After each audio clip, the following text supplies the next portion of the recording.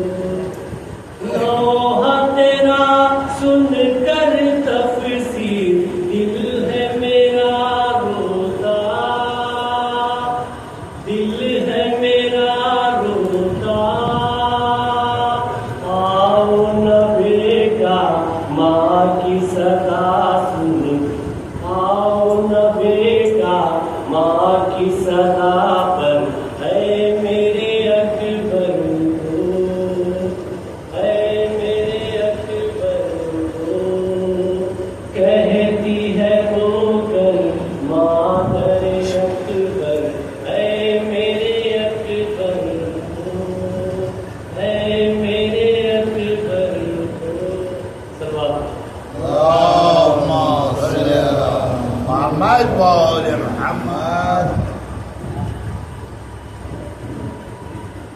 ایک مرتبہ نیچے فرمانے کے بعد اللهم صل على محمد وآل محمد. پہلے چار سے فرمانے کہ غم کو بدعت بتا کے پوچھتے ہیں کس کو روتے ہو اب کہاں ہے حسین. غم کو بدعت بتا کے پوچھتے ہیں کس کو روتے ہو اب کہاں ہے حسین. مار کر ہاتھ اپنے سینے پر ہم بتاتے ہیں اب یہاں. غم کو بدعت بتا کے پوچھتے ہیں کس کو روتے ہو اب کہاں ہے حسین. مار کر ہاتھ اپنے سینے پر ہم بتاتے ہیں اب یہاں حسین. اللهم صل على محمد وآل محمد. یا علی آپ کی مدحت کچھ تیار نہیں. یا علی آپ کی مدحت کچھ تیار نہیں. اس کی ماں کچھ ہو مگر صاحب کردار نہیں. یا علی آپ کی مدحت کچھ تیار نہیں. اس کی ماں کچھ ہو مگر صاحب کردار نہیں. یا علی آپ کی مدحت کی سبات ہو. اللهم صل على محمد وآل محمد. ایک اور سبات ہو. اللهم صل على محمد وآل محمد. یا علی آپ کی مدحت کچھ تیار نہیں. اس کی ماں کچھ ہو مگر صاحب کردار نہیں. اس کی ماں کچھ ہو مگر صاحب کردار نہیں. ان میں جن کے بھی اصرار ہے. اللهم صل على آواز بلند سلوات. محمد وآل محمد. تمام اہل محلہ سے گزارش ہے کہ مولانا تشریف لا چکے ہیں اور ہم پروگرام میں جا رہے ہیں. آپ حضرات اپنی ضروریات سے فارغ ہو کر تشریف لائیں. یا علی آپ تیار نہیں. اس کی ماں کچھ ہو مگر صاحب کردار نہیں. ان میں جن کے بھی شامل ہے بلائے حیدر ان کی نسلوں میں کوئی آج بھی غدار نہیں. بے شک. ان میں جن کے بھی شامل ہے بلائے حیدر ان کی نسلوں میں کوئی آج بھی غدار نہیں. اور سر جھکا کرتے ہیں باباؤں کے ان کے آگے. یا علی کہنے کو جو لوگ بھی تیار نہیں. اور اپنے دشمن کو ہی میدان میں دے دے تلوار. یا علی آپ کے جیسا کوئی کرار نہیں. اور آپ کی ذات سے تکلیف ہو انسانوں کو ایک علی والے سے یہ بات سزاوار نہیں. بڑے ادب و احترام کے ساتھ گزارش الاسلام والمسلمین علی جناب مولانا شیخ قادم عباس مفتی صاحب کے رونق افروز اور بیان سے فرمائیں. ان کے استقبال کے لیے باواز بلند نعرہ سلوات. اللهم صل على محمد وآل محمد.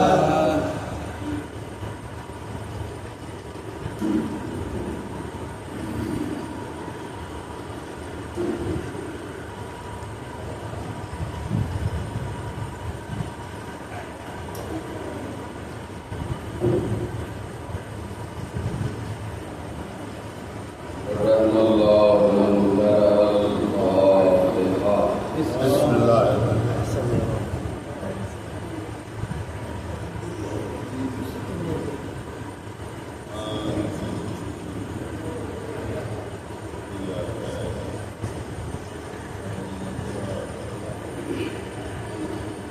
الله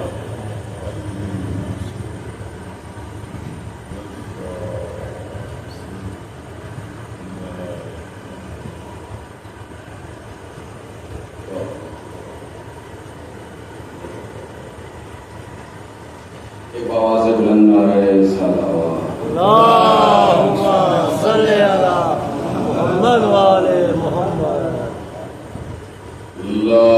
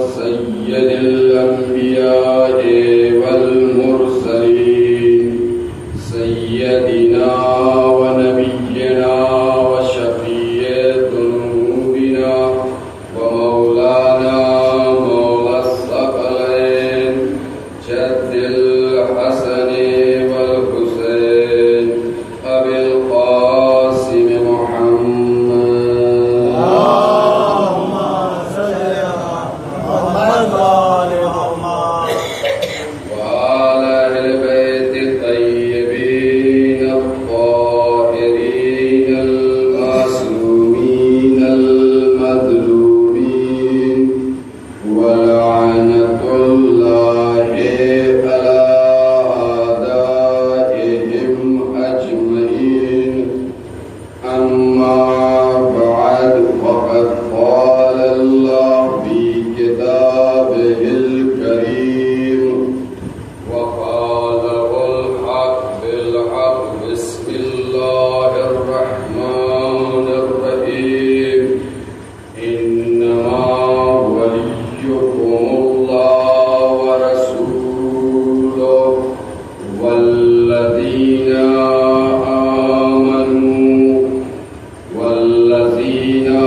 يقيمون الصلاة ويؤتون الزكاة وهم راكعون صلوات اللهم صل على محمد وآل محمد اس سے ایک اور بہتر سوال ہے اللهم صل على محمد وآل محمد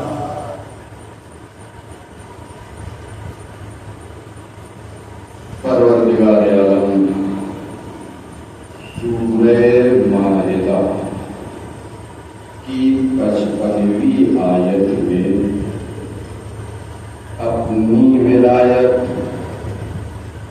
اور رسول کی ولایت اور مولائے کائنات کی ولایت کا اعلان کر رہا ہے۔ لہذا اللہ نے سب سے پہلے یہ فرمایا کہ انما ولیکم اللہ، اللہ تمہارا ولی ہے۔ اس کے بعد فرمایا ہے والذین آمنوا، اور وہ تمہارے ولی ہیں جو ایمان لے کر آئے۔ بے شک اللہ اس کے بعد آیت آگے بڑھی، کہا والذین یقیمون الصلاۃ، اور وہ تمہارے ولی ہیں جو نماز قائم کرتے ہیں اللہ اور حالت رکوع میں زکات ادا کرتے ہیں۔ اب ہر لفظ کو میں آپ کی خدمت میں پہنچانے کی کوشش کروں گا ایک صلوات سے سلام۔ اللهم صل على محمد وآل محمد سب سے پہلا جملہ جس آیت کا ٹکڑا ہے والذین آمنوا، وہ تمہارے ولی ہیں جو ایمان لے آئے۔ اب معترض نے فوراً اعتراض کیا، بھائی کس بات پر اعتراض کر رہا ہے؟ معترض یہ کہہ رہا ہے کہ یہاں پر جو اللہ تعالی نے لفظ استعمال کیا ہے وہ جمع کا لفظ ہے، والذین یہ بھی جمع کا صیغہ ہے، اور آمنوا یہ بھی جمع کا صیغہ ہے۔ جب یہ دونوں جمع کا صیغہ ہے تو مصداق میں خارج میں اگر کوئی ہوگا تو وہ جمع یعنی کئی افراد ہونا چاہیے، کئی افراد ہونے چاہیے۔ اور آپ یہ کہہ رہے ہیں کہ اس آیت سے مراد فقط اور فقط ذات علی ابن ابی طالب ہے۔ اعتراض سمجھ میں آیا؟ کہہ رہے کہ جمع کا صیغہ ہے تو لہذا جمعیت جمعیت ہونی چاہیے، لیکن تم شیعہ یہ کہتے ہو کہ فقط اس آیت سے مراد ذات علی علیہ السلام ہے، ان کا یہ اعتراض۔ اب ان کے اعتراض پر میرا ایک جواب، ایک سوال پڑھے محمد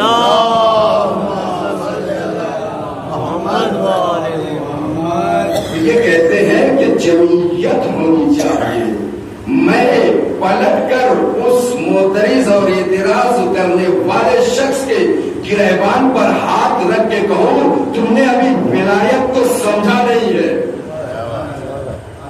ولایت کو سمجھا نہیں۔ جو تم نے اعتراض کیا ہے ایک اعتبار سے تیرا اعتراض بالکل صحیح ہے، رسول نے یہی تو فرمایا تھا کہ میں اپنے بعد 12 امام چھوڑے جا رہا ہوں، والذین آمنوا، اس بات کی دلالت ہے کہ تنہا علی ولی نہیں ہے، آنے والی نسل ولی ہے۔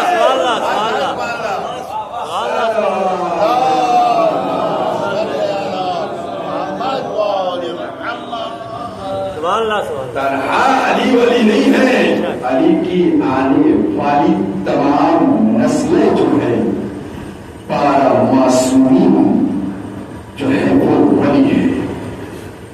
پھر میں ان سے یہ کہوں گا آپ تو پڑھے لکھے ہیں تبھی تو اعتراض کر رہے ہیں، اگر پڑھے لکھے نہ ہوتے تو انگلی نہ اٹھاتے، کسی کو کچھ نہ کہتے، پڑھے لکھے تھے۔ تو میں یہ کہوں کہ پروردگار عالم نے کئی مقامات پر لفظ جمع کا استعمال کر رہا ہے اور اعلان اپنی وحدانیت کا کر رہا ہے، بہت سی آیتیں آپ کو مل جائیں گی۔ تو ہمیں اس سے یہ سوال کروں کہ ایسا پروردگار کیوں کر رہا ہے، جبکہ پروردگار یہ کہہ رہا ہے کہ رسول کہہ دو اللہ ایک ہے۔ تو پروردگار عالم اپنی ذات کے لیے جو ایک ہے استعمال کر رہا ہے جمع کا صیغہ، تو بھائی جا کر اعتراض کرنا ہے تو خدا کے اوپر اعتراض کرو کہ تو ایک ہے، جمع کا کیوں استعمال کر رہا ہے؟ تو واحد ہے تو جمع کا صیغہ استعمال کیوں کر رہا ہے؟ تو جواب دیں گے عربی میں یہ اصول ہے کہ اگر کسی کا احترام کرنا ہو تو جمع کا صیغہ استعمال کرتے ہیں۔ مثلا اگر میں یہ کہوں کہ رسول نے فرمایا تو شاید یہ ادب کے خلاف ہو، لیکن اگر میں یہ کہوں رسول اسلام فرماتے ہیں تو یہ ہے ادب کے دائرے میں۔ تو معلوم یہ ہوا جب احترام کرنا ہو تو جمع کا صیغہ استعمال کرتا ہے۔ پروردگار عالم نے جمع کا صیغہ استعمال کر کے بتا دیا کہ روئے زمین پر اگر کوئی ہستی ہے جو لائق احترام ہے تو سوائے اہل بیت ہے، سوائے اہل بیت کے کوئی اور نہیں ہے۔ اور صلوات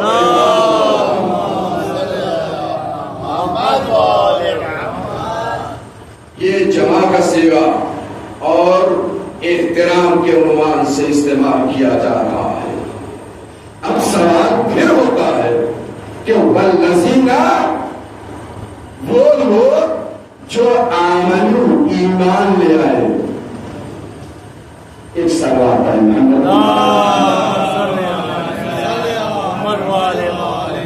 والذین آمنو، وہ لوگ جو ایمان لے آئے۔ اب میں توجہ کا طالب ہوں، یہ لفظ ہے ماضی کا، گزرے ہوئے زمانے کا۔ اللہ کہتے جو لوگ ایمان لے آئے، ہمیں بھی نہیں معلوم، تاریخ کو بھی نہیں معلوم کہ یہ جو لوگ ایمان لے آئے کب لے آئے۔ یہ جو ولی خدا ہے ان کی ولایت میں ہم اور آپ لائے ہمیں بھی نہیں معلوم، صرف اتنا ملتا ہے کہ جب اللہ اس دنیا کو خلق کر رہا تھا تو سوائے ان 5 ہستیوں کے کوئی اور نہیں تھا۔ بے شک، سبحان اللہ سبحان اللہ سبحان اللہ، بے شک۔ تو معلوم یہ ہوا جب وہ اللہ جانے اور اللہ کی وہ مخلوق جانے کہ ایمان کب لائے، کیونکہ ماضی کا گزرا ہوا زمانہ پروردگار استعمال کر رہا ہے، لہذا اب بات آگے بڑھی۔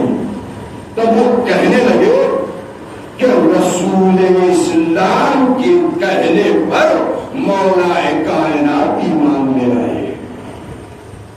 سوال کیا کب لے آئے؟ کہا جب 13 سال کے تھے۔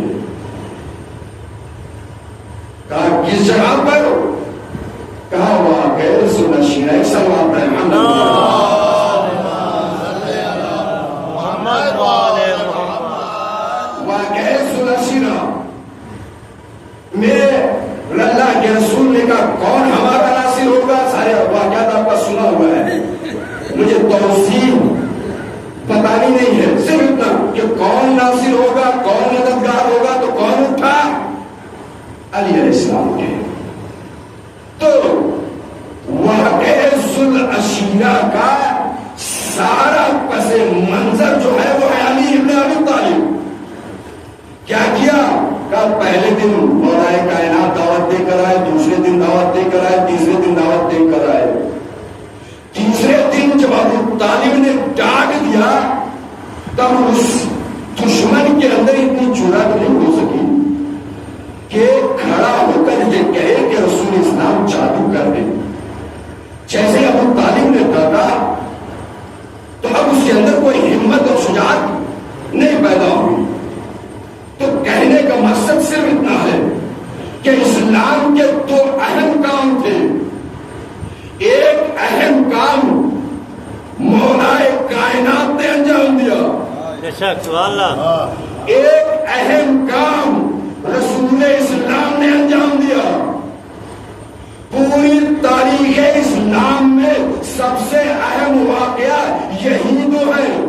ذوالعشیرہ میں مولا کائنات نے مجمع جمع کیا، رسول کے حوالے کیا، رسول کے حوالے کیا، اور غدیر میں مجمع رسول نے جمع کیا، علی کے حوالے کیا۔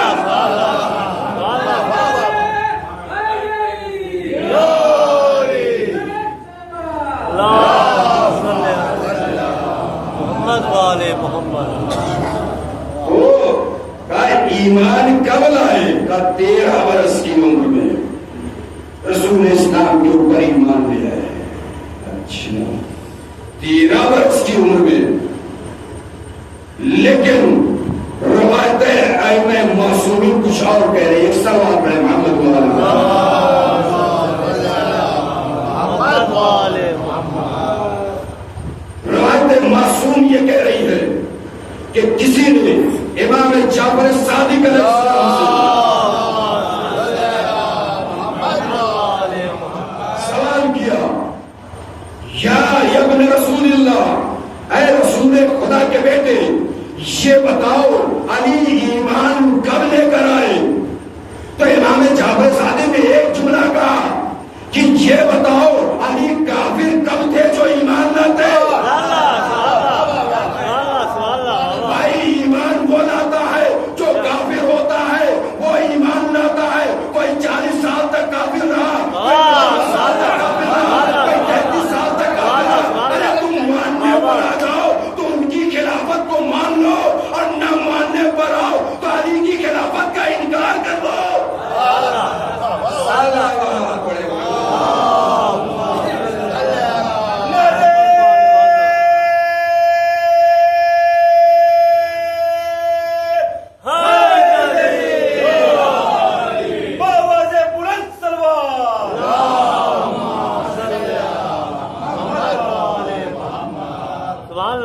والذین آمنوا، وہ لوگ جو ایمان لے آئے۔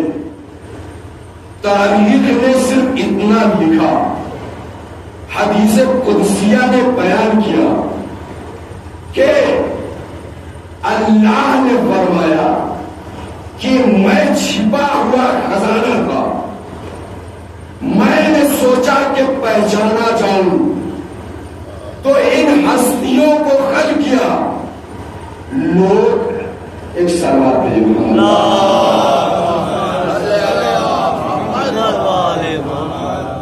لوگ یہ کہتے ہیں، مسلمان یہ کہتے ہیں کہ یہ شیعہ حضرات وسیلے کے قائل ہیں اور وسیلہ نہیں لیا جاتا، وسیلہ کرنا یا وسیلہ لینا یہ حرام ہے. پوری توجہ چاہ رہا ہوں، یہ ان کا اپنا نظریہ ہے. ہم شیعوں کا نظریہ تو جانتے ہی ہیں کہ بغیر وسیلے کے گاڑی بھی نہیں چلتی ہے. تو انہوں نے کہا تو وسیلہ حرام ہے. تو میں ان مسلمانوں اور ان مورخوں سے ایک سوال کروں گا، اے مورخ تم یہ کہتے ہو کہ وسیلہ حرام ہے تو اللہ نے کیا کہا؟ میں چھپا ہوا خزانہ تھا، سوچا کہ پہچانا جاؤں تو کچھ ہستیوں کو خلق کیا. اللہ بھی اپنی معرفت کروانے کے لیے، اپنی پہچان کروانے کے لیے اہل بیت کے وسیلے کا قائل ہوا.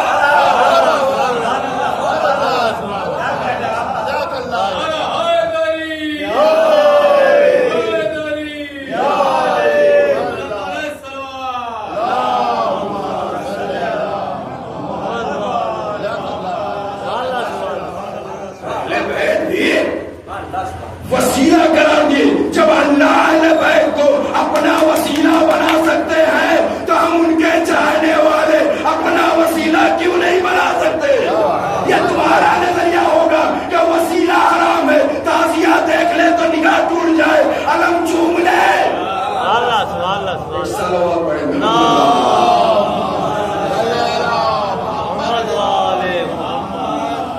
لہذا والذین آمنوا، وہ لوگ جو ایمان لے آئے. کہا وہ کون لوگ تھے؟ کہا علی و اولاد علی، جو ظلم علی میں تھے وہ ایمان لے آئے. ایک واقعہ آپ کی خدمت میں عرض کروں کہ دیکھیے اگر ولایت کے دائرے میں رہتا ہے انسان تو کبھی ذلیل نہیں ہوتا. اگر ولایت علی کے دائرے میں آ جائے تو ہمیشہ بلند ہوتا ہے، بالا ہوتا ہے. آپ نے مختار نامہ تو دیکھا ہی ہے، جنہوں نے نہیں دیکھا تو دیکھ لیں. عمر ابن عبدالعزیز عبداللہ ابن زبیر جب جناب مختار کوفے سے نکل کر مکہ پہنچے تو 2.5 سال تک عبداللہ ابن زبیر کے ہاں باعنوان حکمران یا باعنوان ایک عہدے پر فائز تھے.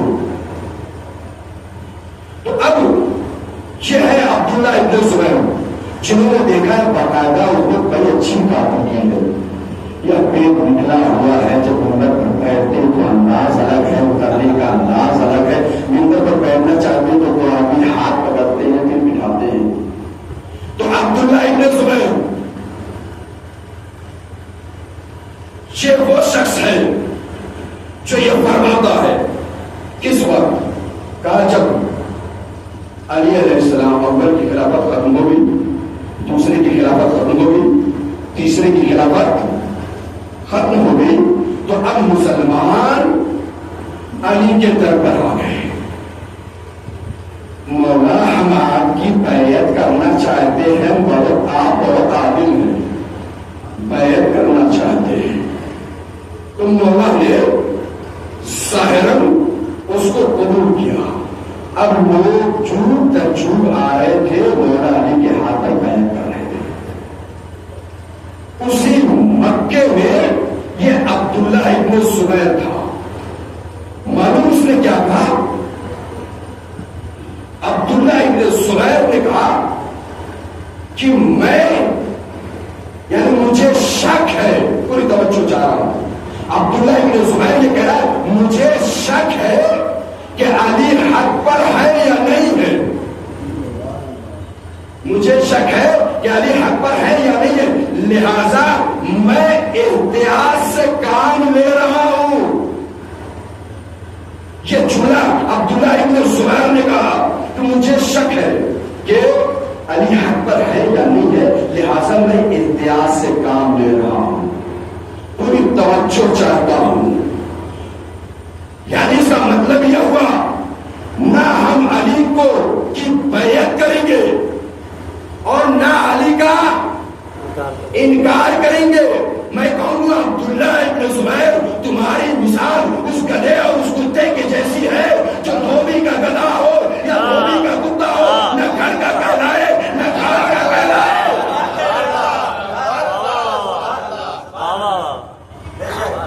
کہنے لگے مجھے علی کی عادل ہونے کا، علی کے اوپر شک ہے کہ یہ حق پر ہے یا نہیں ہے۔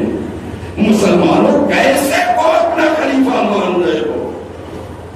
کس پر شک کیا جا رہا ہے؟ علی کے اوپر شک کر رہا ہے۔ یاد رکھو جو علی کی حقانیت کا شک کرے وہ حلالی نہیں ہو سکتا۔ سبحان اللہ۔ جو علی کی حقانیت پر شک کرے وہ حلالی نہیں ہو سکتا، اس کے آگے میں جملہ نہیں کہہ سکتا۔ وہ سب کچھ ہو سکتا ہے لیکن اس کی نسل طیب و طاہر نہیں ہو سکتی۔ لہذا انہوں نے کہا کہ مجھے شک ہے کہ علی حق پر ہے یا نہیں۔ پھر عبداللہ ابن زبیر کو پکڑو، یہ بتاؤ کیا تم نے رسول کی حدیث نہیں سنی؟ سبحان اللہ۔ رسول کی حدیث نہیں سنی؟ کون سی حدیث؟ کہ رسول نے فرمایا العلی مال حق، الحق مالی، علی حق کے ساتھ، حق علی کے ساتھ۔ تو ہم آپ یہ کہتے ہیں ہمیں حق تلاش کرنے کی ضرورت نہیں ہے، یہ دیکھنا ہے کہاں علی ہے، کہاں علی ہے۔ اگر علی زمین پر ہے تو وہاں، آسمان پر ہے تو وہاں ہے۔ دیکھنا یہ ہے کہ علی کہاں ہے، جہاں علی ہے وہاں حق ہے۔ ابن زبیر بھول گئے رسول اسلام کی حدیث کو؟ کہا مجھے شک ہے کہ علی حق پر تھے یا نہیں تھے، لہذا میں احتیاط سے کام لے رہا ہوں۔ میں اپنے وقت کے اندر ہی ختم کروں گے۔ سب آپ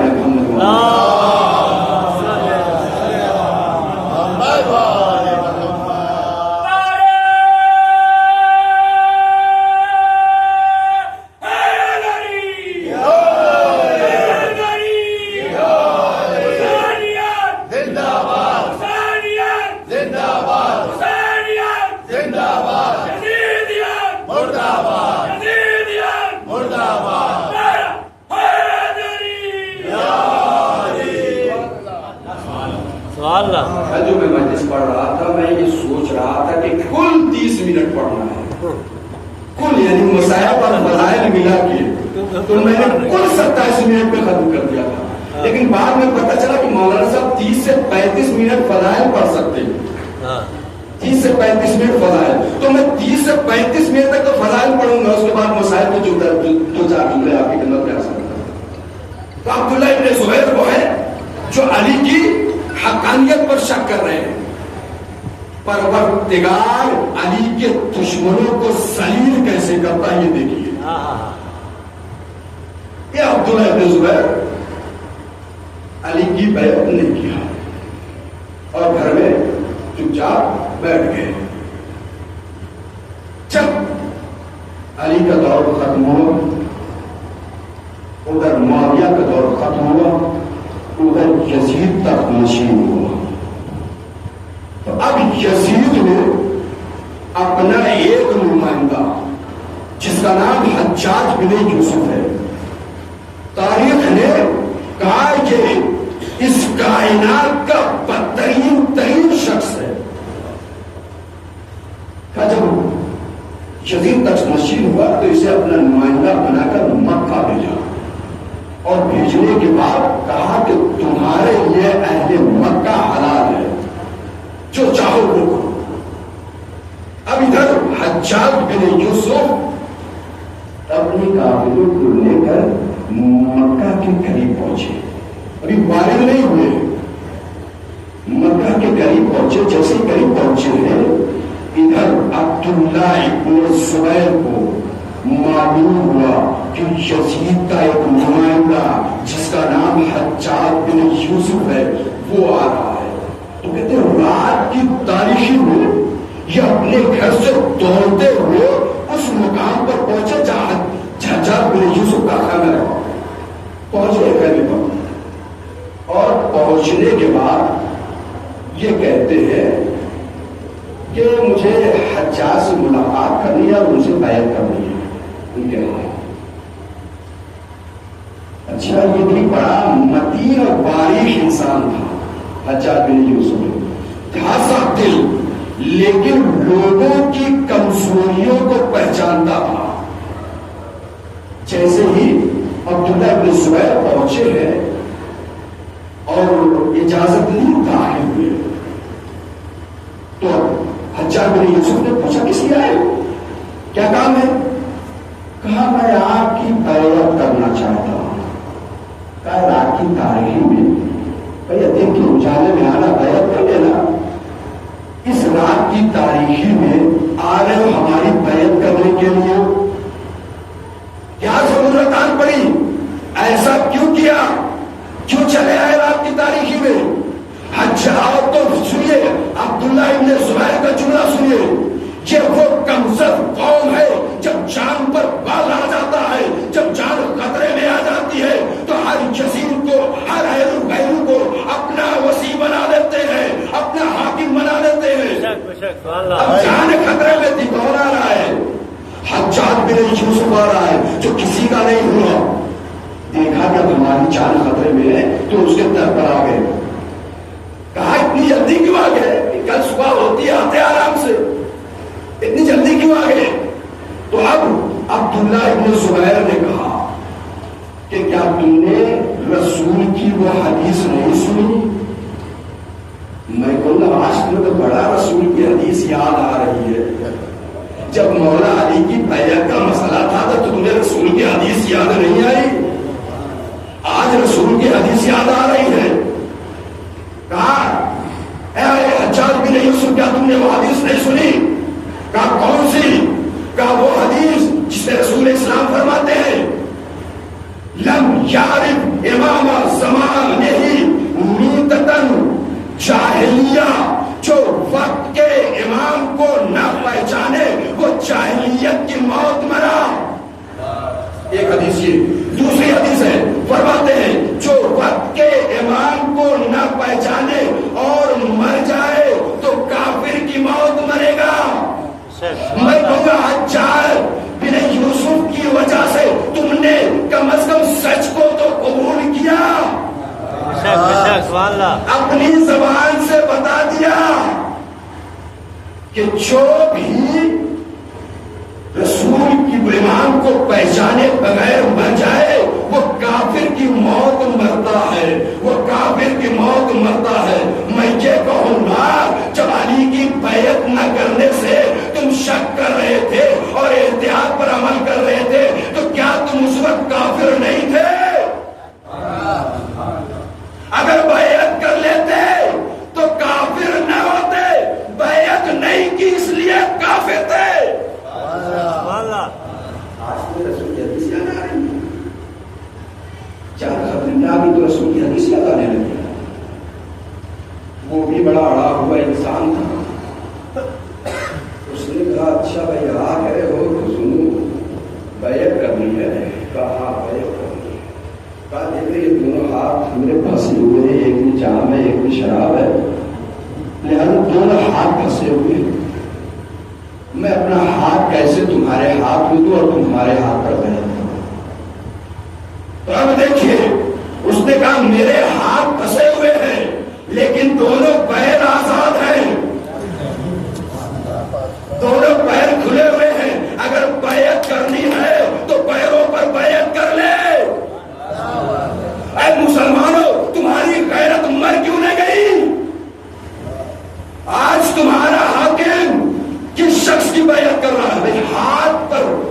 کا ہاتھ پھنسے ہوئے ہیں، پیروں کی بیعت کرو.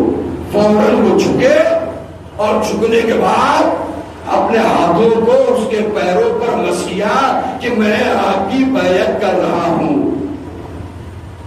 لہذا اس رات تو یہ بچ گئے.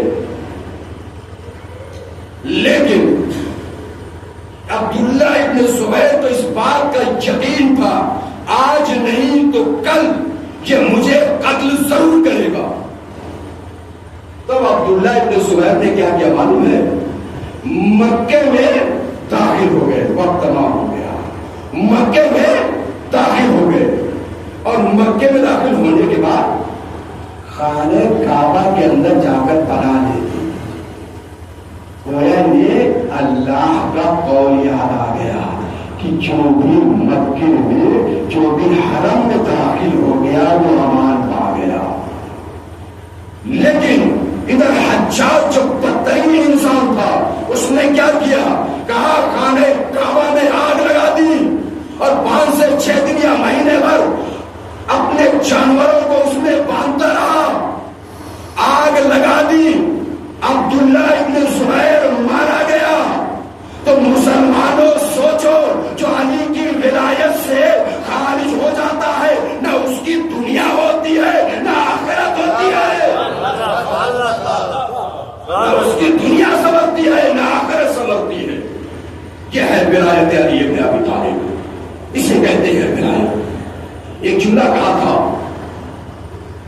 کہ دیکھیے اللہ اپنی معرفت کے لیے وسیلے کا قائل ہوا. یاد رکھیے یہ وسیلہ مخلوق کی مجبوری کا نام ہے، خدا کی مجبوری کا نام نہیں ہے. توجہ ایک سلوات پڑھے محمد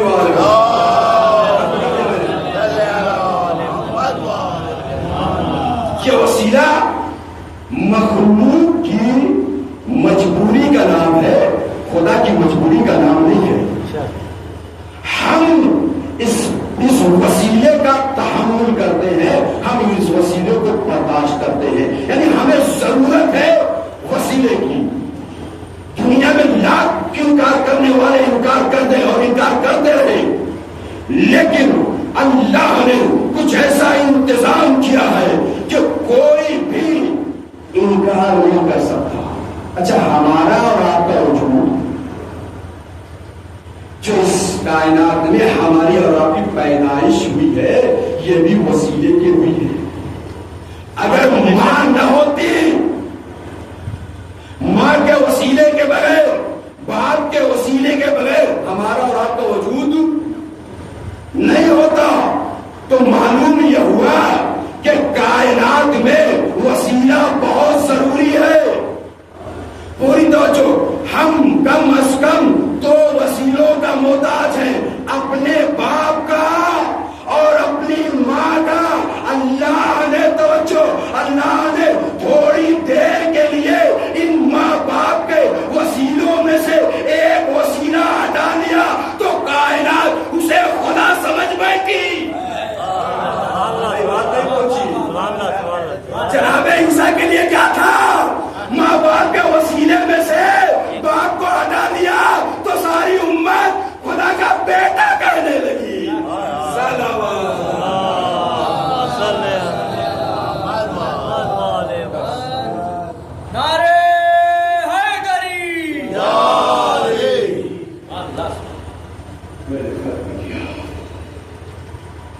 ولایت علی ابن ابی طالب سے جو خارج ہو جاتا ہے وہ اس دنیا میں بھی ذلیل ہوتا ہے، آخرت میں بھی ذلیل ہوتا ہے. بس یہی حال میدان کربلا میں تھا. جنہوں نے حسین کی مدد کی وہ قیامت زندہ رہیں گے، اور جنہوں نے یزید کی مدد کی وہ اس دنیا میں بھی ذلیل ہوئے اور آخرت میں بھی ذلیل ہوں گے. بس ازالہ 2 یا 3 جملے مسائل کے آپ خدمت میں عرض کروں. آج 3 محرم ختم ہو گئے.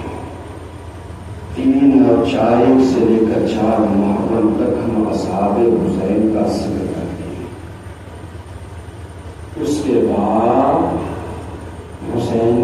اقربا کا ذکر کرتے ہیں. تو اصغر حسین جب مدینے سے چلنے لگے تھے تو ایک جملہ کہا تھا شہزادی زینب نے بھیا جس شان سے لے جا رہے ہیں اس شان سے واپس لائیے. لیکن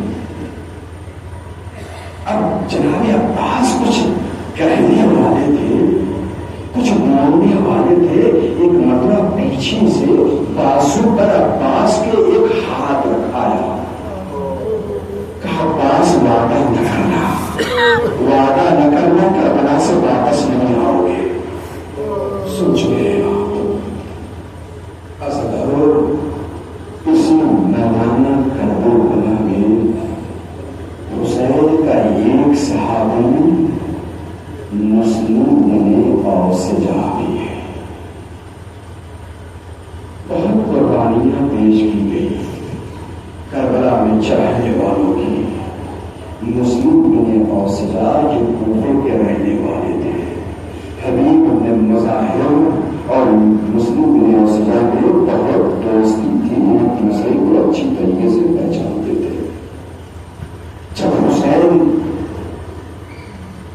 کربلا کے میدان میں بہت تنہا رہے ایک جملہ میں عرض کروں تو امام حسین زین العابدین کے پاس ہے, اس لیے خدا حافظی کے لیے آئے اور ان کا بیٹا سید سجاد خدا حافظ خدا حافظ. اب جو سید سجاد نے گش سے آنکھیں کھولی ہے, نظر یمیناً و نظر شمالا, حسین کے دائیں دیکھا, حسین کے بائیں دیکھا. ایک جملہ کا بابا ارکبر کہاں گئے, بابا عباس کہاں گئے, اور اسی میں ایک جملہ نقل کرتے ہیں. جب سامنے سے جمع ہو کے حسین آئے ہیں تو خدا سجدہ سجاد میں آنکھیں کھولی, ایک جملہ کہا کیا آپ کیا جملہ تھا, کیا آپ حسین ہیں, آپ میرے بابا ہیں. یہ جملہ کربلا میں کہا تھا, لیکن جب مدینے میں سید سجاد پہنچے ہیں تو چاہنے والوں نے پوچھا کہ وہ سید سجاد کیا آپ اپنے بابا کو پہچانتے نہیں تھے, آپ نے ایسا جملہ کیوں ادا کیا.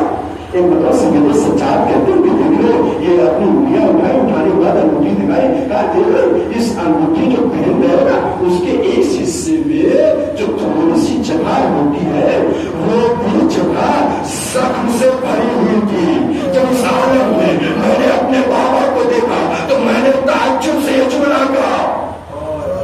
بس مسلم میں اور سجا آ گئے, مولا مجھے مرنے کی اجازت دے دیجیے. ایسے ہی ناز حسین نے نہیں کیا ہے اپنے صحابیوں پر,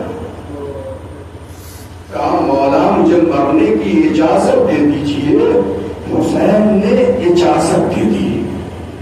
اب مسلم بن اوسجا گھوڑے پر سوار ہو میدان عطا پر ہے. میمنہ پر لشکر کیا, حملہ کیا, میسرہ پر حملہ کیا, کل میں لشکر پر حملہ کیا. کب تک لڑتے, 3 دن کے بھوکے بھی ہے, پیاسے بھی ہے. ایک مرتبہ مسلم بن اوسجا زخموں سے چور ہو کر زمین کربلا پر آئے. جیسے کربلا پر آئے نا, آواز دی مولا میری نصرت کو آئیے, مولا میری مدد کو آئیے. مقتل یہ لکھتا ہے کہ حسین اٹھے, علی اکبر اٹھے, عباس اٹھے, حبیب بن مظاہر ساتھ ہوئے, دوڑتے ہوئے مسلم بن اوسجا کے قریب پہنچے. اب مسلم بن اوسجا کا عالم یہ ہے کہ جاگنی کے عالم میں ہے. اب جان نکلے کہ تب جان نکلے, جاگنی کے عالم میں ہے. ایک مرتبہ میرا مولا سویرے کربلا پر تو سامنے ہو کر بیٹھ گیا.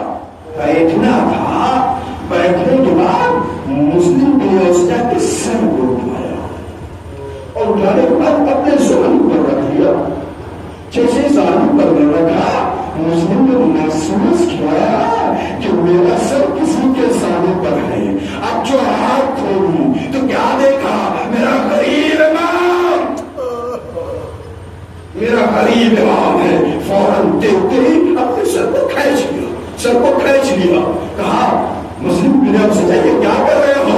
کہا مولا میں اس وقت کو سوچ رہا ہوں جب عصر عاشور ہوگی تو آپ ہوں گے اور کوئی نہ ہوگا، آپ کا سر فرش کربلا پر ہوگا. میں آپ کو چھوڑ دوں گا. مسلم بن سے جا کر رہا نہیں، ہم حسین تنہا نہیں رہیں گے. حسین کی دکھیاری ماں جو مدینے سے پیچھے پیچھے ہر مقام پر گریہ کرتی ہوئی آ رہی ہے، اپنے دامن کو پھیلا دے گی. میرے لال میری آگوش بھی آ جا، میرے لال میری آگوش بھی آ جا. حسین کے سروں پر مسلم بن اوسجا کا سر ہے. اب مسلم بن اوسجا نے جو آنکھیں کھولی ہیں، کبھی علی اکبر کو دیکھا. آپ کی ساری توجہ کو طرف ہونی چاہیے. کبھی علی اکبر کو دیکھا، کبھی عباس کو دیکھا، کبھی حسین کو دیکھا. غربت بھری نگاہ سے دیکھ رہے ہیں، کچھ کہہ نہ سکے. اسی اسنا میں حبیب کے اوپر نظر گئی. دوست ہے نا، حبیب کے اوپر نظر گئی. ایک مرتبہ مسلم بن اوسجا نے اپنی انگلیاں کو اٹھایا اور اٹھانے کے بعد اشارہ کیا، اسی کو میں تمہیں وصیت کرتا ہوں حسین بن علی کے حوالے سے. چاکنی کے عالم میں ہے مسلم بن اوسجا، لیکن یہ حبیب سے یہ کہ حبیب میں تمہیں وصیت کرتا ہوں میرا حسین کا خیال رکھنا. اللہ اکبر. جناب مسلم بن اوسجا کی روح نکل گئی. جناب مسلم بن اوسجا کے جنازے کو پکڑا، اٹھا کر خیمے حسینی کی طرف لے آئے، لا کر خیمے کے سامنے رکھا. اب مقتل ایک عجیب منظر لکھتا ہے. جیسے ہی لا کر رکھا تو حسین بھی ہے، عباس بھی ہے، علی اکبر بھی ہے. کیا دیکھتے ہیں؟ ایک 8 یا 9 برس کا بچہ خیمے سے باہر نکلا. اتنا چھوٹا بچہ تھا کہ کمر میں جو تلوار بندھی ہوئی تھی وہ زمین کربلا کو خط دیتی ہوئی جا رہی تھی. جب یہ منظر دیکھا تو حسین کا عباس اس بچے کو بلا کے لے آؤ. آگے یہ بچہ مقتل کی طرف کیوں جا رہا ہے؟ کہیں ایسا نہ شہید کر دیا جائے، کہیں ایسا نہ ہو کوئی تیر آ جائے اور اسے شہید کر دے، کوئی نیزہ آ جائے اسے مار دے. یہ مطلب عباس تیزی سے دوڑے اور دوڑنے کے بعد اس بچے کو پکڑا، آگوش میں لیا اور لانے کے بعد حسین کے سامنے کھڑا کر دیا. سنو یہ کون ہے؟ اگر کوئی صاحب اولاد، کوئی بچہ کی آنکھوں کے سامنے باپ کا جنازہ پڑا ہو تو اس کے اندر اتنی جرأت نہیں ہوتی کہ وہ گفتگو کر سکے، وہ بات کر سکے. ایک مرتبہ اس بچے سے حسین نے پوچھا کہ مقتل کی طرف کیوں جا رہے ہو؟ ختم کر دیا میں نے، مقتل کی طرف کیوں جا رہے ہو؟ ایک مرتبہ اس بچے نے حسین کو دیکھا اور جنازے کو دیکھا، پھر حسین کو دیکھا، پھر جنازے کو دیکھا. صاحب دل اس جملے کو سن سکے تو سنے، جو صاحب اولاد ہے وہ بھی سنے. اس بچے نے جنازے کو دیکھا، حسین کو دیکھا، جنازے کو دیکھا. کہا مولا یہ جس کا جنازہ دیکھ رہے ہیں نا میں اسی کا بیٹا ہوں. مولا میں اسی کا بیٹا ہوں. ایک مرتبہ حسین نے کہا کہ بیٹا تمہاری ماں کے لیے